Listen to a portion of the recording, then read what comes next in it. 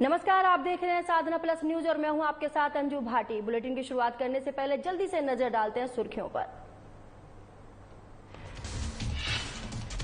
उदयपुर में चिंतन शिविर का आखिरी दिन आज, कई महत्वपूर्ण मुद्दों पर चर्चा। शिविर में तैयार किया गया 2024 के लिए ब्लूप्रिंट। हनुमानगढ़ में विकलांगों के लिए अनुकरणीय उदाहरण, कृषि उपज मंडी समिति के जूनियर अकाउंटेंट विकलांग होने के बावजूद करते हैं कड़ी मेहनत। भरतपुर में पुलिस कांस्टेबल भर्ती परीक्षा का दूसरा दिन, 3456 परीक्षार्थियों ने लिया भाग। समय पर नहीं पहुंचने वाले परीक्षार्थियों को नहीं मिला प्रवेश। भरतपुर में 1 दिवसीय प्रशिक्षण शिविर का आयोजन, प्रशिक्षण शिविर में सिखाए कराटे के गुण, कराटे से पनपता है आत्मविश्वास। कोटा में मनरेगा श्रमिकों की मजदूरी में बढ़ोतरी, श्रमिकों को दिए जाते हैं 100 से 125 रुपए अधिक। अधिकारी मजदूरी दिलाने के बजाय बंद किए हैं आंखें। रुक करते हैं खबरों की ओर। उदयपुर में आज चिंतन शिविर के आखिरी दिन है, जिसमें कई महत्वपूर्ण मुद्दों पर चर्चा हुई। चिंतन शिविर में 2024 के लिए ब्लूप्रिंट तैयार कर लिया गया है। माना जा रहा है राहुल गांधी के नेतृत्व में कांग्रेस चुनावी मैदान में उतर सकती है। साथ ही युवाओं की नई टीम के साथ राहुल गांधी पार्टी की कमान संभाल सकते हैं। चिंतन शिविर में संगठन से लेकर सत्ता में कांग्रेस 50 साल से कम उम्र के नेताओं को 50% हिस्सेदारी देकर नया फॉर्मूला तैयार कर चुकी है। यही नहीं, न्याय योजना और मनरेगा के साथ कांग्रेस अब जातीय जनगणना, एमएसपी की लीगल गारंटी जैसे मुद्दों को लेकर पार्टी जनता के बीच जाने की तैयारी में है। शिविर के आखिरी दिन आज सुबह 11 बजे सीडब्ल्यूसी की बैठक हुई, जिसमें कई अहम प्रस्ताव पारित हुए। बूथ और ब्लॉक के बीच मंडल के रूप में नई इकाई गठित की गई। साथ ही सर्वे के लिए पार्टी के अंदर ही नया विभाग बनाया जाएगा।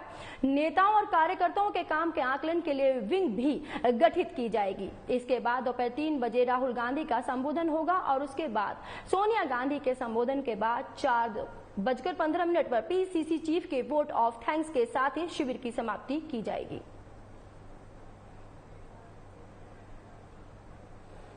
इसी खबर पर ज्यादा जानकारी के लिए हमारे साथ स्टेट हेड प्रवीण भार्गव जी जुड़ चुके हैं। प्रवीण भार्गव जी, कहीं ना कहीं देखा जा रहा है कि आज चिंतन शिविर का आखिरी दिन है और क्या कुछ मंथन रहा है इस शिविर में और इसको लेकर ताजा अपडेट क्या है? देखिए, मैं आपको बता दूं अंजू कि ये जो चिंतन शिविर है ये संगठन को लेकर है और कांग्रेस ने इसमें कई मामले हैं ऐसे जो संगठन से जुड़े हुए हैं, उनको लेकर मंथन करने की कोशिश की है। सबसे बड़ी बात इसमें आज जो निकल कर आई है वो है रोजगार गारंटी योजना, जो कि अब जनजातीय जनगणना के साथ साथ एमएसपी लीग गारंटी योजना और मुद्दों को लेकर पार्टी इस बार करने की तैयारी को लेकर जुड़ी हुई है। अब इसमें हम अगर बात करें कि इसमें जो पूरा जो मंथन हुआ है, इसमें ये भी बात बताई जा रही है कि 50% जो लोग हैं जो 50 की उम्र ऊपर कर चुके हैं, उनको अब पार्टी में दर्जा नहीं दिया जाएगा। यूथ लोगों को जोड़ने की कयावत की जा रही है पार्टी में इस बार।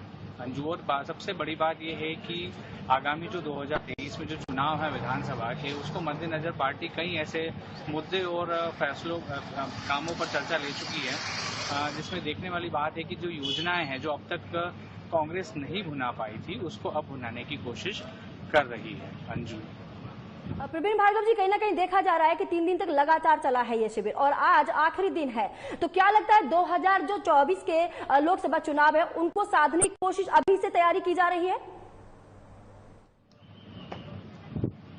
बिल्कुल कह सकते हैं कि ये जो चिंतन शिविर है ये 2023-24 के जो चुनाव है उसको लेकर की गई है। पूरे प्रदेश ही नहीं, पूरे देश में भारत से अलग अलग जगह से सभी नेताओं को एकत्रित किया गया था और सभी से विचार मंथन किया गया था कि सभी ने अपने अपने विचार रखे थे कि किस प्रकार से आगामी चुनाव में अब भारत में कांग्रेस लीड करेगी और कैसे चुनाव को जीता जाएगा। इस पर भी सोनिया गांधी, राहुल गांधी, प्रियंका गांधी के सामने सभी पार्टी के कार्यकर्ता नेताओं ने अपने जो पक्ष थे वो रखे हैं और कहीं ना कहीं ये जो आगामी जो चुनाव है उसको टारगेट करने की कोशिश की गई है कि 430 प्रतिनिधि इस शिविर में शामिल हो रहे हैं, तो किन किन मुद्दों पर चर्चा की गई है, क्या कुछ निकल कर आया सामने? देखिए, सबसे बड़ी बात तो ये है कि पार्टी में जो गुटबाजी चल रही थी और दो विपक्ष अलग अलग जो बने हुए थे, चाहे वो हम राजस्थान सरकार की बात कहें, चाहे मध्य प्रदेश की बात करें, चाहे छत्तीसगढ़ की बात करें, जहां जहां भी गुटबाजी हो रही थी और उस गुटबाजी को एक करने की कोशिश यहाँ सभी लोगों ने आपस में मिलकर बात की है और गुटबाजी को एक करने की कोशिश की है। तो ये जो मंथन है, ये जो चुनाव का जो चिंतन शिविर जो बनाया है, ये कहीं न कहीं आगामी चुनाव को देखते हुए किया जा रहा है। और मैं सबसे बड़ी बात बता दूं कि जो कांग्रेस की जितनी नीतियां थी और जितनी योजनाएं थी, उन योजनाओं को जो अब तक कांग्रेस नहीं कर पाई थी, उसको आगे कांग्रेस किस तरह से अब आगे जनता के बीच में लाएगी, उस पर विचार विमर्श करके, चर्चा करके लोगों से बात की जाएगी। प्रवीण जी, कहीं ना कहीं देखा जा रहा है कि बड़े लंबे समय के बाद 19 सालों के बाद ये चिंतन शिविर कांग्रेस की तरफ से किया जा रहा है। क्या एक अच्छा कदम मान सकते हैं इसको? निश्चित रूप से कह सकते हैं कि ये जो चिंतन शिविर है, ये एक अच्छा कदम है, क्योंकि सारे पार्टी के जितने भी कांग्रेस के नेता हैं वो सब एकजुट एक मंच पर एक जाजम के नीचे एकत्रित हुए हैं। और यहाँ पर जिस हिसाब से सभी पार्टी के नेताओं का मेला लगा है, हुजूम लगा है, उसको देखते हुए ये नजर आ रहा है कि पार्टी अब फिर से जीवित हुई है, जिंदा हुई है। जो इतने समय से कहते थे लोग कि कांग्रेस नहीं है, कांग्रेस सत्ता से बाहर हो गई है, तो अब जाके कहीं ऐसा लगने लगा है। लोगों में जोश, पार्टी के जो कार्यकर्ता हैं, नेता हैं, उनमें एक अलग ही जोश नजर आया है।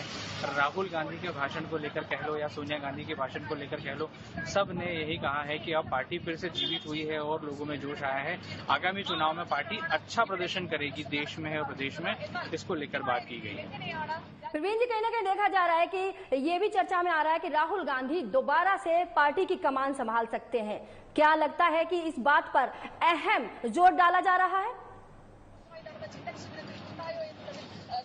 देखिए, यहाँ पर एक चिंतन शिविर में एक बात ये भी निकल कर आई है कि पार्टी में एक ही परिवार के सदस्य को चुनाव लड़ाया जाएगा, एक ही को टिकट मिलेगा। उसके मद्देनजर अब देखा जाए कि आगे कांग्रेस राहुल गांधी को फ्रंट पे लाती है या प्रियंका गांधी को फ्रंट पे लाती है, ये तो अब आने वाला समय ही बताएगा। पार्टी के जो नेता हैं, उन लोगों ने भी, उनका भी कहना है कि किस प्रकार से पार्टी में राहुल गांधी को लीड कराया जाएगा या प्रियंका गांधी को लीड करवाया जाएगा, इसके बारे में अभी संशय बना हुआ है। देखा जा रहा है, ये भी चर्चा चल रही है कि जो आगामी चुनाव है उसको अभी से साधने की कोशिश की जा रही है। कहां विफलता हुई है, अभी तक जो जितने भी चुनाव हैं उनमें हार की वजह क्या रही है, ये चिंतन शिविर जहां तक देखा जा रहा है कि गोल गोल पार्टी के इर्द गिर्द घूम रहा है। तो क्या लगता है आपको कि कहां तक इसकी पहुंच रही है, और जो सर्वे है कांग्रेस पार्टी की तरफ से, क्या वो कम हुए हैं, और आने वाले समय में ये सर्वे जमीनी स्तर पर कितने किए जा सकते हैं? देखिए अंजू, ये जो चिंतन शिविर है, यहाँ पर कांग्रेस ने अपने राजनीतिक आर्थिक मामलों को लेकर, जो सोशल सिक्योरिटी और संगठन के जो मामले हैं उनको लेकर भी चर्चा की है। अब जिस हिसाब से आगामी चुनाव को लेकर बात की जा रही है, तो कहीं ना कहीं पार्टी इन सब चीजों को निष्कर्ष करने पर लगी हुई है कि अगर जहां जहां पार्टी का जो बुरा जो परफॉर्मेंस जो बुरा हुआ था अन्य राज्यों में, उन राज्यों के परफॉर्मेंस को आकलन करते हुए इस बार प्रदेश सरकार, गहलोत की सरकार इस बार ये कमर कस के उतर गई है मैदान में कि इस बार जो है फिर से पार्टी रिपीट करेगी और फिर से पार्टी सरकार बनाएगी। इस चिंतन शिविर में कहीं न कहीं जो मुद्दे हैं, उन मुद्दों को भी सरकार ने बनाने की कोशिश की है। अंजू, सर्वे से मतलब मेरा ये था कि कहीं ना कहीं देखा जा रहा है कि विफलता चुनाव में हुई है, लेकिन जमीनी स्तर पर कांग्रेस की तरफ से कोई सर्वे जमीनी स्तर पर उतर के किए ही नहीं जाते हैं। जहां तक कि संबोधन में बात की जा रही है कि जमीनी स्तर पर सर्वे किया जाएगा, 50 लोगों को जमीनी स्तर पर पब्लिक के बीच भेजा जाएगा। क्या कितना दम है इस बात में? क्या इसके बल पर सफलता हासिल की जा सकती है? बिल्कुल, चिंतन शिविर में जिस हिसाब से आप जो कह रही हैं अंजू, ये बिल्कुल सही भी है कि फीडबैक में जो जमीनी स्तर पर कार्यकर्ताओं को जोड़ा जाएगा और जमीनी स्तर पर सारे नेता अब अपना काम करेंगे और जाकर और जनता के बीच में अपना सामंजस्य साधने की कोशिश जरूर करेंगे। और ये कहीं न कहीं चुनाव जीतने की एक अच्छी पहल भी है सरकार की तरफ से। इस चिंतन शिविर में ये निकल कर आई है। और अब मैं आपको बता दूं अंजू कि राहुल गांधी जल्दी ही एक पैदल यात्रा का आयोजन भी करने जा रहे हैं। पार्टी के कई लोगों से ऐसी सुनने में भी आया है कि राहुल गांधी बहुत जल्द पैदल यात्रा शुरू करने जा रहे हैं, जो जनता के बीच में जनता को आपस में सामंजस्य बिठाने की कोशिश करेगा। प्रवीण जी, कहीं ना कहीं देखा जा रहा है कि कांग्रेस पार्टी के अंतर्कलह जो खत्म होने का नाम ही नहीं ले रहे हैं। कहीं ना कहीं जो राहुल गांधी जब आए तो अगवानी सचिन पायलट ने की, लेकिन सबके पोस्टर वहां पर मौजूद हैं, लेकिन सचिन पायलट के पोस्टर हटा दिए गए।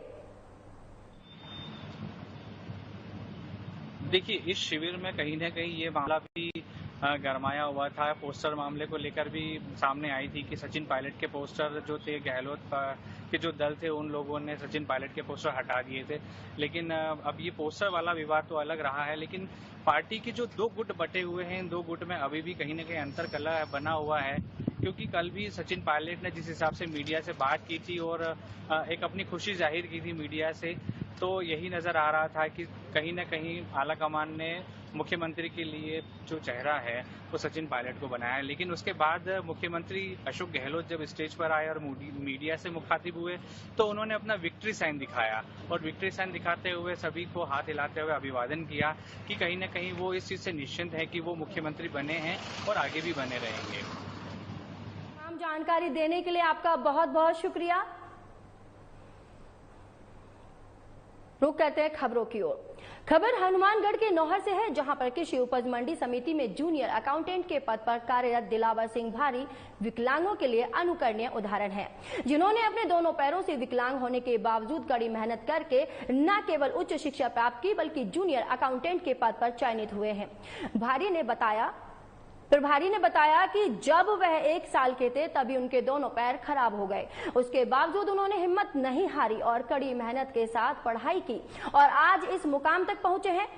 आपको बता दें कि भारी की पत्नी भी दोनों पैरों से विकलांग है, जबकि उनकी एकमात्र बच्ची पूरी तरह से स्वस्थ है।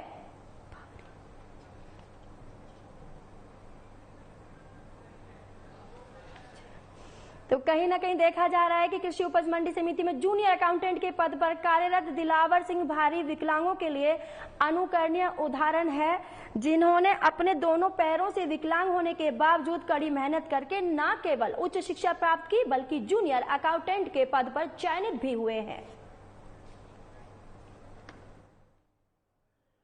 वैसे मेरा डिपार्टमेंट प्रेसिडेंट अकाउंट्स है जयपुर, तो फिलहाल मेरी पोस्टिंग जो है वो कृषि उपज मंडी समिति नौर में। आप जो विकलांग हो, पैर आपके खराब है, ये बचपन से कि ये किसी दुर्घटना के बाद हुए? नहीं, मैं जब 1 साल का था तो तेज बुखार में इंजेक्शन के साइड इफेक्ट से पोलियो हो गया था। पहले एकदम सही था, मतलब आपके परिवार में आप ही या और भी कोई इस तरीके से? सिर्फ मैं एक ही हूँ और मेरी पत्नी भी सेम मेरी कंडीशन नहीं है। और फिलहाल मेरी एक बच्ची भी है, लेकिन वो एकदम बिल्कुल स्वस्थ है, कोई दिक्कत नहीं है। आप गाड़ी भी चलाते हो, तो डील कैसे बना आपका? डीएल मेरा यहाँ पहले मैंने एक्टिवा खरीदी थी, तो उस टाइम डीटीओ ऑफिस में और से बनवा ली थी और उसके बाद उसमें क्या है कि इनवैलिड कैरेज का डीएल बनता है मेरा। एक्टिवा कैसे चलाते थे बिना पैर? भरतपुर में राजस्थान पुलिस कांस्टेबल भर्ती परीक्षा का दूसरा दिन था, जिसमें 6 परीक्षा केंद्रों पर करीब 3456 परीक्षार्थियों ने भाग लिया।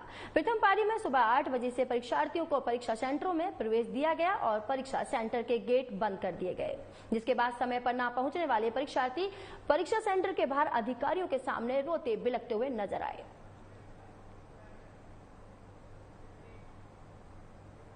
इस बुलेटिन में फिलहाल इतना ही। देश और दुनिया की बड़ी खबरों को जानने के लिए आप देखते रहिए साधना प्लस न्यूज। नमस्कार।